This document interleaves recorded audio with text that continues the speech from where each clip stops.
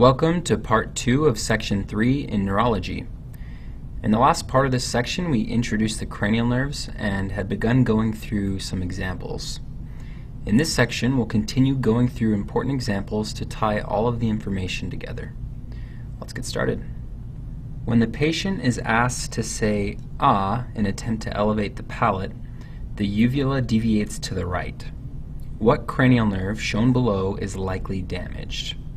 Remember, the vagus nerve normally innervates the muscles of the soft palate, which helps elevate that side of the mouth and keep the uvula midline.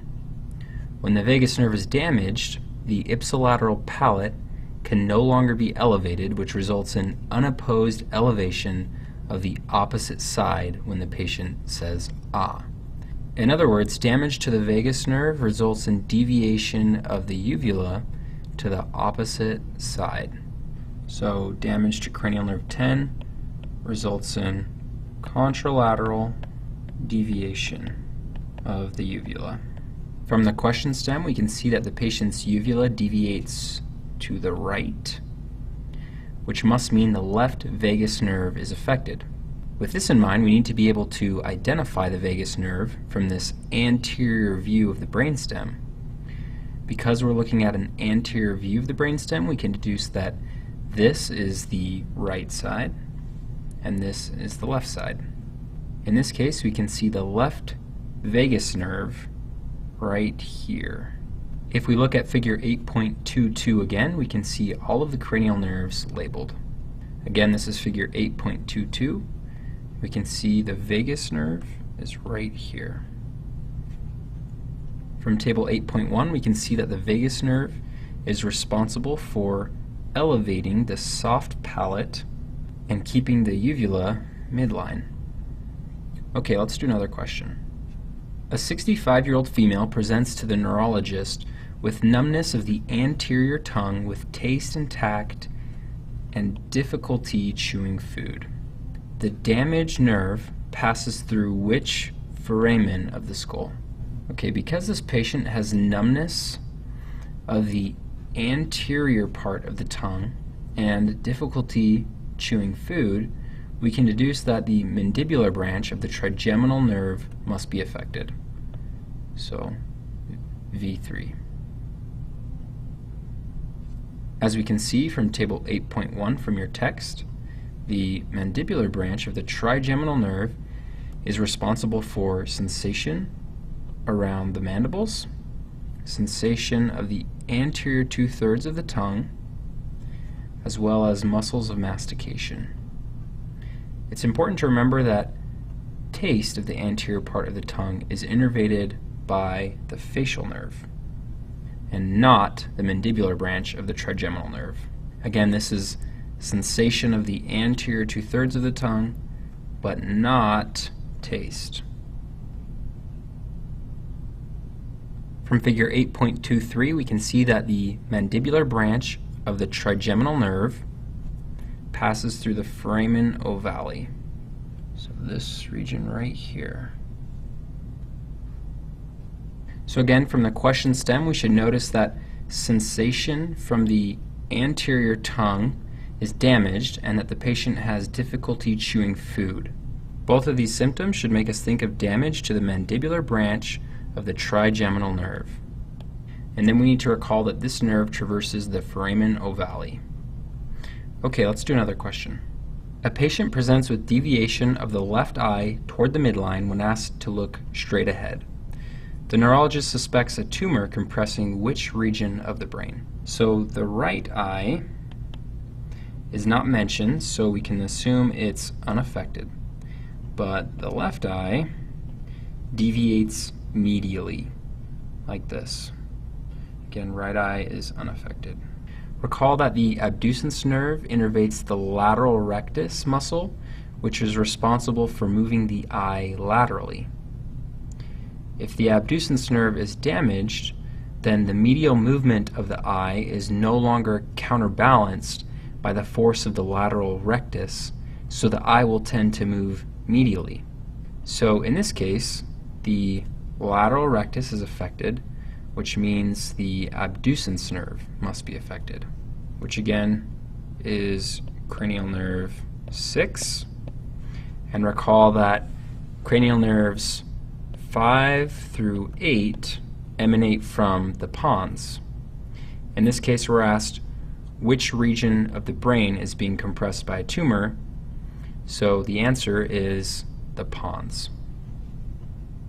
From table 8.1, we can see that the abducens nerve normally provides motor output to the lateral rectus. Okay, let's do another question. A newborn has a cleft upper lip secondary to Patau syndrome. The nerve that innervates this region passes through which foramen of the skull? It's not particularly pertinent to get this question right, but recall that Patau syndrome is a disorder caused by an extra chromosome 13. So trisomy 13. And this results in several abnormalities, including a cleft lip. In order to get this question right, we need to remember what nerve innervates the upper lip. Remember, the upper lip is innervated by the maxillary branch of the trigeminal nerve. From table 8.1, we can see that the maxillary branch of the trigeminal nerve provides facial sensation around the maxilla. And this would include the upper lip. From figure 8.23, we can see that the maxillary branch of the trigeminal nerve passes through the foramen rotundum. Okay, let's do another question. When a patient is asked to look to the left eye moves laterally and the right eye moves medially and slightly superior. What part of the brainstem is likely involved? Okay, let's draw this out to see what's happening. This will represent the patient's right eye, and this will represent the patient's left eye. From the question stem, we can see that when looking left, the left eye moves laterally. So let's show that here. When looking left, the left eye moves laterally. The right eye moves medially, as expected, but also slightly superior, which is unexpected. So like this. These clinical findings should make you think of damage to the trochlear nerve. Recall that normally the trochlear nerve innervates the superior oblique muscle. If we draw an eye that's normal over here, we can see that the superior oblique muscle normally inserts on the eye at an angle like this. It can be somewhat difficult to visualize, but this muscle normally causes the eye to move downward like this, as well as intort or internally rotate like this. This means when the trochlear nerve is damaged, the eye has a difficult time moving downward and internally rotating. This is also why when the patient is asked to look to the left, the right eye moves slightly upward. Normally the eye movement is balanced by muscles pulling upward and downward, so a loss of the superior oblique muscle will result in an excessive upward force. Examiners commonly like to mention that the patient has difficulty going downstairs or reading because these actions commonly involve looking down. Okay, so we know that the trochlear nerve is damaged, but the question is asking what part of the brainstem is likely involved. In order to get this question right, we need to recall that cranial nerves 3 and 4 emanate from the midbrain. So in this case, the midbrain is likely involved. Again, this is table 8.1 from your text, which tells us that the trochlear nerve provides motor output to the superior oblique muscle. Okay, here's another question. How would damage to the facial nerve alter hearing? Recall that the facial nerve normally innervates the stapedius muscle, which helps stabilize the stapes bone. In other words, the facial nerve innervates the stapedius muscle, which dampens sound. So the facial nerve normally innervates the stapedius muscle, which dampens sound. When de-innervated, the stapedius muscle loses its control on the stapes bone such that the bone can oscillate more forcefully, causing the patient to experience sensitivity to sound or hyperacusis. As we can see, damage to the facial nerve would result in hypersensitivity to sound. From table 8.1, we can see that the facial nerve is normally involved in modulating sound. And again, that is through the stapedius muscle. Okay, let's do another question. An MRI shows a fracture of the right hypoglossal canal. What symptoms would be present in the patient? Recall that the hypoglossal nerve traverses the hypoglossal canal. Damage to this nerve results in ipsilateral tongue deviation. Normally, the muscles innervated by the hypoglossal nerve help stick the tongue out like this. So here's the tongue. They normally help the tongue move out like this. In this question, the right hypoglossal nerve is damaged, which means the right side of the tongue is paralyzed. Right, left, right is paralyzed. This means the actions of the muscles on the left side of the tongue are unopposed, which will cause the tongue to deviate to the right. Some students use the mnemonic, "the tongue licks the wound," to help them remember that when the hypoglossal nerve is damaged, the tongue deviates to the same side that was damaged. Again, from table 8.1, we can see that the hypoglossal nerve is normally responsible for moving the tongue. From figure 8.23, we can see that the hypoglossal nerve normally traverses the hypoglossal canal. Okay, let's do another question. 1 month ago, a 23-year-old male developed a ring-like rash after hiking in the Appalachian Mountains. He presents to the emergency department today due to complete paralysis of the right side of his face. What region of the brain is likely involved? From the question stem, hopefully you picked up on the fact that this patient has Lyme disease. Recall that Lyme disease is caused by a microbe called Borrelia burgdorferi, which is commonly transmitted by the Ixodes deer tick, which is prevalent in the northeastern United States. Stage 1 of Lyme disease commonly results in a ring-like rash. This rash is called erythema migrans, which our patient had after hiking through the Appalachian Mountains. Stage 2 of Lyme disease can result in facial nerve palsy. For step 1, it's important to know that Lyme disease results in damage to the lower motor neuron of the facial nerve, which results in complete paralysis of the ipsilateral face. Let's draw this out again to remind you of the unique neural pathway of the facial nerve.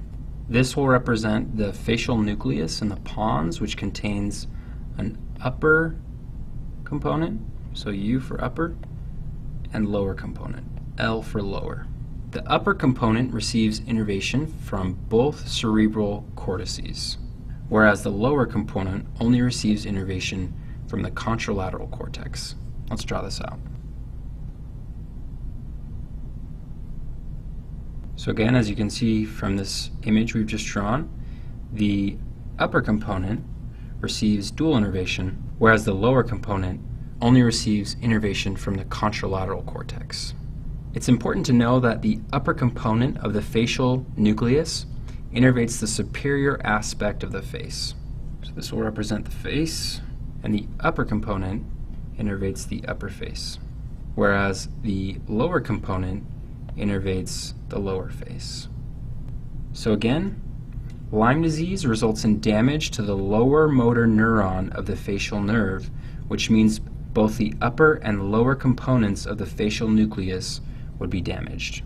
As we can see from this pathway, damage to the right facial nucleus would result in complete paralysis of the right side of the face. This is figure 8.25 for your review, which illustrates the facial nerve pathway we just discussed. So again, the question is asking about what region of the brain is likely involved. As I just showed, the facial nucleus is damaged due to Lyme disease, which means the pons must be involved. Recall that cranial nerves 5 through 8 emanate from the pons, so in this case we can assume that the pons must be involved. Okay, let's do one more question. A 26-year-old male presents to the emergency department after an automobile accident. Upon examination, the physician notices several abnormalities of the right eye, including ptosis, mydriasis, and an inability to look to the left. What foramen of the skull was likely fractured? From the symptoms provided, we should be able to deduce that the patient has damaged cranial nerve 3, or the oculomotor nerve.